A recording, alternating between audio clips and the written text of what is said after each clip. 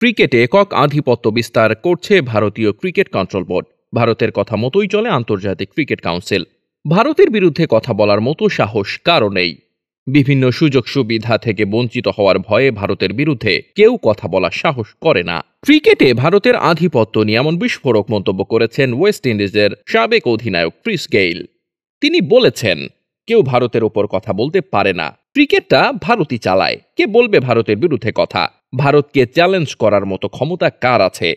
কারোরই নেই। ক্যারিবীয় এই কিংবদন্তি ক্রিকেটার আরও বলেছেন, বিশ্বকাপের সময় অন্য কোনো খেলা হয় না, আইপিএল এর সময়ও একই হওয়া উচিত।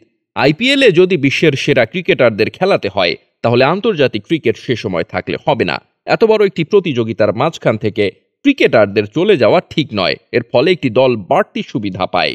তিনি আরও বলেন, আইপিএল যখন চলে তখন দেখা যায় দেশের হয়ে খেলার জন্য ক্রিকেটাররা চলে যাচ্ছে। এটি ঠিক নয়। আইপিএল হলে শুধু সেটি হওয়া উচিত।